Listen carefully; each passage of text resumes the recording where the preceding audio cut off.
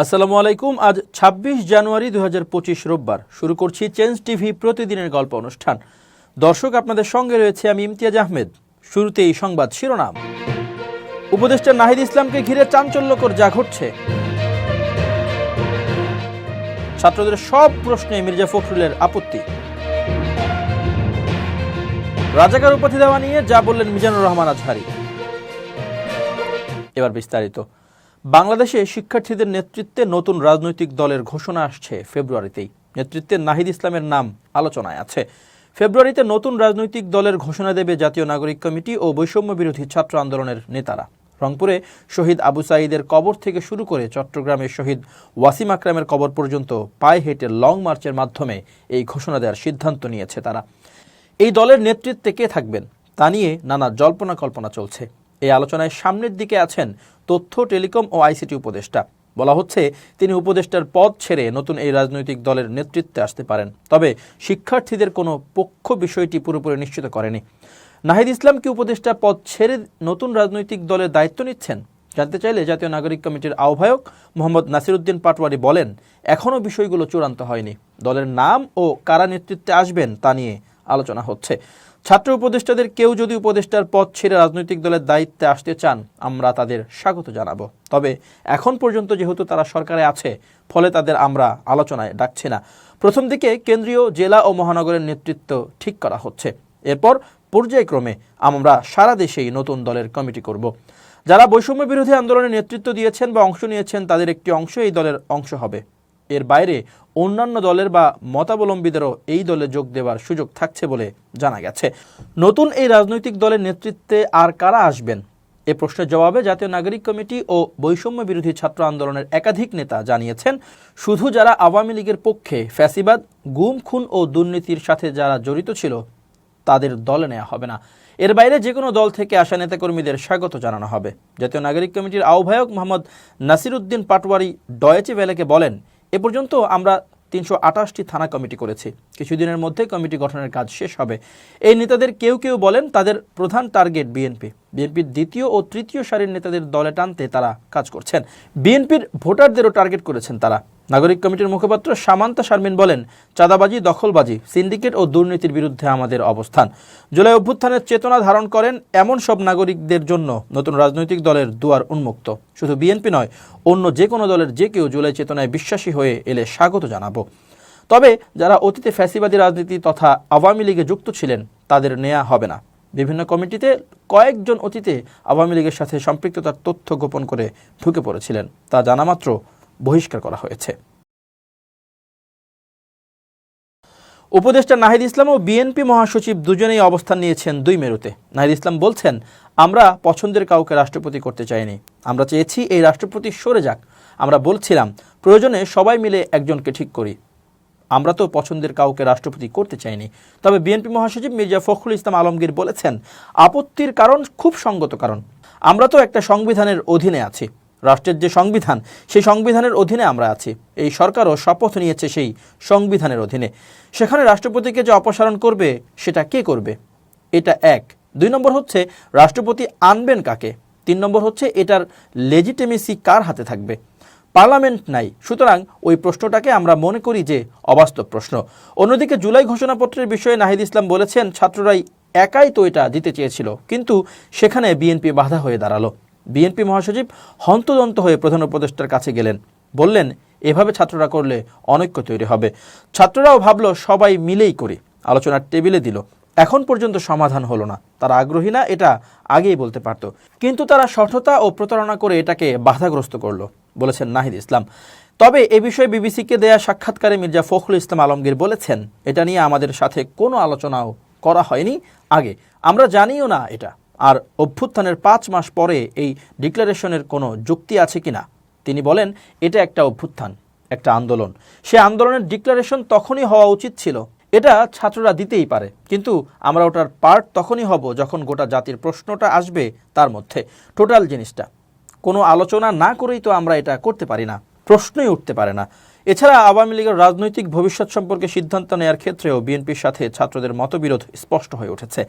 মির্জা ফখরুল ইসলাম আলমগীর বিবিসিকে বলেছেন, যারা বাংলাদেশের স্বাধীনতায় বিশ্বাস করে রাজনীতি করে তাদেরকে নিষিদ্ধ করার ব্যাপারটাতে আমরা কখনোই একমত হইনি। এটা আমরা বলেছি যে জনগণ ডিসাইড করবে যে আওয়ামী লীগকে নিষিদ্ধ করা হবে কি হবে না। নাহিদ ইসলাম বলেছেন, এ বিষয়ে সবার অবস্থান আরও পরিষ্কার করা দরকার। নিরপেক্ষ সরকারের নামে আওয়ামী লীগকে আশ্রয় দেওয়ার ষড়যন্ত্র হলে মানব না। আওয়ামী লীগকে পুনর্বাসন ও নির্বাচনে অংশ নেওয়ার ব্যবস্থা করানোর দেশি বিদেশি ষড়যন্ত্র চলছে। আশা করি কেউ এই ষড়যন্ত্রে পা দিবে না।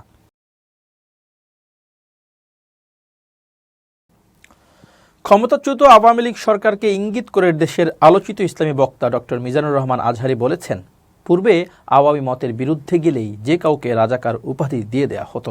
পটুয়াখালীর কেন্দ্রীয় শহীদ মিনার মাঠে আয়োজিত মাহফিলে প্রধান অতিথির বক্তব্যে আজহারী বলেন, ৭১ যদি দেখতাম এতদিনে রাজাকার হয়ে যেতাম। আল্লাহ আমাদের বাঁচিয়ে দিয়েছেন, এটা আল্লাহর মেহেরবানি।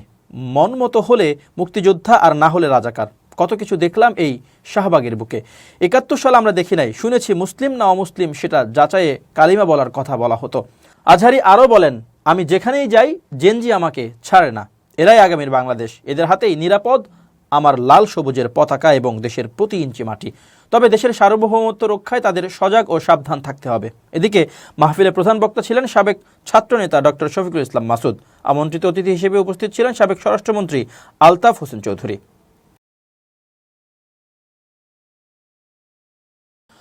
ক্ষমতাচ্যুত প্রধানমন্ত্রী শেখ হাসিনার সাবেক উপদেষ্টা ইকবাল সোবহান চৌধুরী, সাবেক মন্ত্রী মহিবুল হাসান চৌধুরী নওফেল এবং সাবেক প্রতিমন্ত্রী কামাল আহমেদ মজুমদারকে মতবিনিময় সভায় আমন্ত্রণ জানিয়েছে গণমাধ্যম সংস্কার কমিশন। এই ঘটনায় সামাজিক যোগাযোগ মাধ্যম ফেসবুক সহ নানা মহলে ব্যাপক সমালোচনা হচ্ছে। ইতোমধ্যেই এদের কেউ কেউ পলাতক, আবার কেউ কেউ কারাগারে রয়েছেন। তবে কমিশনের প্রধান কামাল আহমেদের দাবি, তাদের টেলিভিশনের লাইসেন্স হোল্ডার হিসেবে ডাকা হয়েছে অভিযোগের বিষয়ে বক্তব্য শোনার জন্য। গত ২২ জানুয়ারি গণমাধ্যম সংস্কার কমিশন থেকে সভার নোটিশ জারি করা হয়।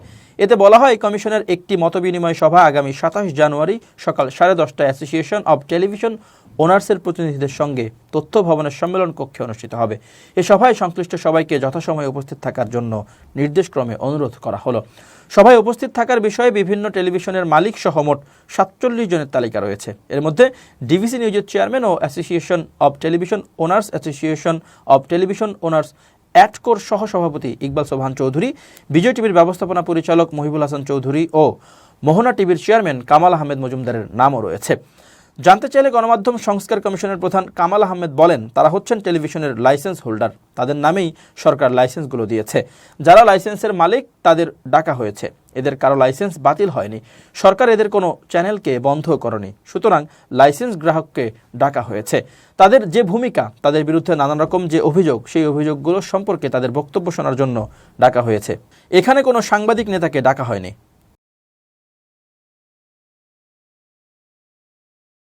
বান্দরবানের নাইক্ষ্যংছড়িতে বাংলাদেশ মিয়ানমারের সীমান্তবর্তী এলাকায় গত শুক্রবার পৃথক দুটি ল্যান্ডমাইন বা স্থল মাইন বিস্ফোরিত হয়েছে। এতে ৩ বাংলাদেশি আহত হয়েছেন। মিয়ানমারের অভ্যন্তরে দেশটির সামরিক জান্তা বাহিনীর টানা যুদ্ধের পর সীমান্তবর্তী ওই এলাকা বিদ্রোহী গোষ্ঠী আরাকান আর্মি দখলে এসেছে বলে দেশটির বিভিন্ন গণমাধ্যমের খবরেও বলা হয়েছে। এরই মধ্যে স্থল মাইন বিস্ফোরণে ৩ জন আহত হওয়ার পর সীমান্তবর্তী নাইক্ষ্যংছড়ি এলাকায় নতুন করে আতঙ্ক দেখা দিয়েছে। হঠাৎ কেন একদিনেই এরকম ৩টি ঘটনা ঘটল, এ নিয়ে জানতে স্থানীয় বাসিন্দা, জনপ্রতিনিধি ও স্থানীয় প্রশাসনের সঙ্গে কথা বলেছে বিবিসি বাংলা। নাইক্ষ্যংছড়ি উপজেলা নির্বাহী অফিসার মোহাম্মদ মাজহারুল ইসলাম চৌধুরী বলেন, ওই ৩ জন বাংলাদেশি অবচেতনভাবে কিংবা সচেতনভাবেই খারাপ উদ্দেশ্য নিয়ে সীমান্ত এলাকা অতিক্রম করার চেষ্টা করেছে বলেই হয়তো এমন ঘটনা ঘটেছে। নিরাপত্তা বিশ্লেষকরা বলছেন, সীমান্তে স্থল মাইনের উদ্দেশ্য শত্রুকে হত্যা করা না, শত্রুকে বাধাগ্রস্ত করা। এগুলো কেউ যদি স্থাপন করেও তাহলে একটি নির্দিষ্ট আইন মেনে করতে হয়। নাইক্ষ্যংছড়ি উপজেলার একটি ইউনিয়নের সাবেক চেয়ারম্যান জানান, সম্প্রতি মিয়ানমার থেকে পাচার করে গরু আনা হচ্ছে বাংলাদেশে, কেউ কেউ আবার সুপারিও আনতে যাচ্ছে। শুক্রবার যারা সীমান্ত অতিক্রম করেছিলেন তারাও হয়তো এই উদ্দেশ্য নিয়েই সীমান্ত পাড়ি দিয়েছিলেন। পরে সেখানে মাটির নিচে থাকা স্থল মাইন বিস্ফোরণে গুরুতর আহত হন তিনি। এর মধ্যে একজনের পা পুরোপুরি বিচ্ছিন্ন হয়ে যায়। গত কয়েক বছর ধরে বাংলাদেশ মিয়ানমার সীমান্তে স্থল মাইন বিস্ফোরণে হতাহতের ঘটনা ঘটছে। বিশেষ করে 2017 সালে রোহিঙ্গা সংকটের সময়ে স্থল মাইন বিস্ফোরণের খবর বেশি আসতে শুরু করে সীমান্ত থেকে। রাখাইন রাজ্য থেকে সীমান্ত পাড়ি দিয়ে রোহিঙ্গারা পালিয়ে আসার সময় সীমান্তবর্তী অঞ্চলে স্থাপন করা অ্যান্টি পার্সোনেল মাইন বিস্ফোরণে গত কয়েক বছর হতাহতের ঘটনাও ঘটেছে। আন্তর্জাতিক মানবাধিকার সংস্থা হিউম্যান রাইটস ওয়াচ বলেছে, মিয়ানমারের নিরাপত্তা বাহিনী এখনও বাংলাদেশ সীমান্তে স্থল মাইন পুঁতে রাখছে, যা সেখান থেকে পালিয়ে আসা রোহিঙ্গা শরণার্থীদের জীবনের জন্য মারাত্মক হুমকি সৃষ্টি করছে। এবার খুব জরুরি 1 মিনিট জানাচ্ছেন ইউনেস্কো ক্লাব পুরস্কার বিজয়ী সাংবাদিক আমিরুল মোমিনিন মানিক। খুব জরুরি 1 মিনিটে প্রত্যেককে আমন্ত্রণ। প্রিয় বন্ধুরা, জীবনের দুটি গুরুত্বপূর্ণ বিষয় হচ্ছে, প্রথমত নিজের আত্মসম্মান ধরে রাখুন, দ্বিতীয়ত নিজেকে ছোট ভাবুন। প্রিয় বন্ধুরা, অনেক সময় আমরা নিজেকে নিজের অবস্থানে এমনভাবে দাঁড় করাই যে মানসিকভাবে জটিলতার মধ্যে পড়ে যাই। কিন্তু আপনি যদি মনে করেন যে না, আমি একজন সাধারণ মানুষ, স্বাভাবিক কাজকর্ম পরিচালনা করতে আমার কোনো সমস্যা নেই, তাহলে এই জটিলতার মধ্যে পড়বেন না। যখনই আপনি নিজেকে মনে করবেন অনেক কিছু, বড় হয়ে গেছেন, বিশাল ব্যক্তিত্ব, তখন নানা কিছু করতে গিয়ে আপনার মধ্যে একটা দ্বিধার পর্দা তৈরি হবে। সুতরাং আসুন নিজেকে আমরা ছোট ভেবে জীবনকে স্বাভাবিক রাখি। দ্বিতীয় বিষয় হচ্ছে আত্মসম্মান বজায় রাখা।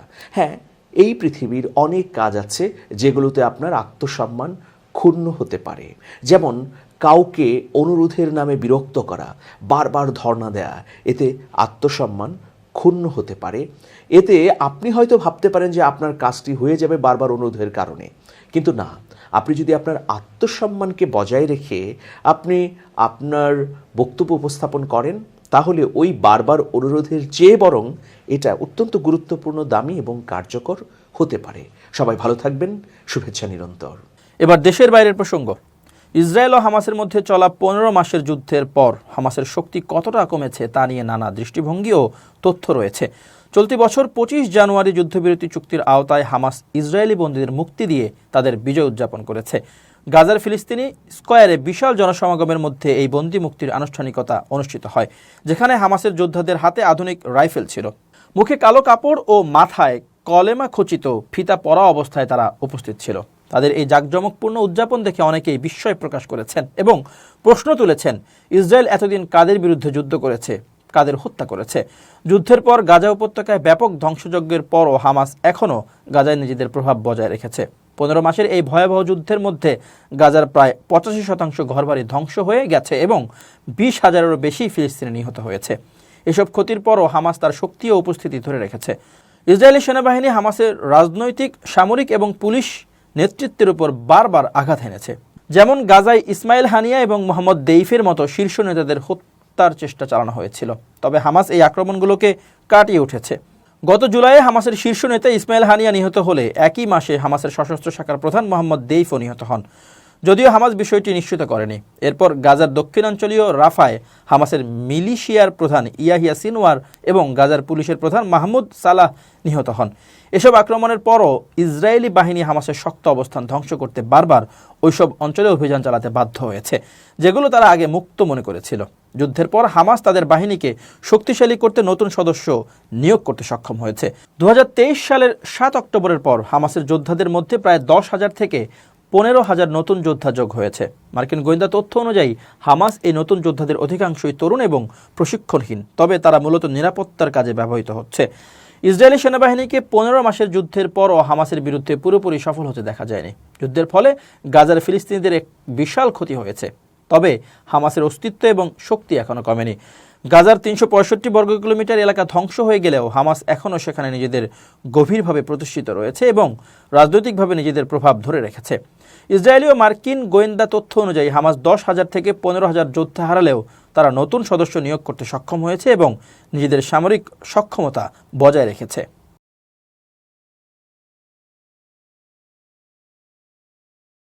দর্শক, শেষ করছি প্রতিদিনের গল্পের আজকের গল্প।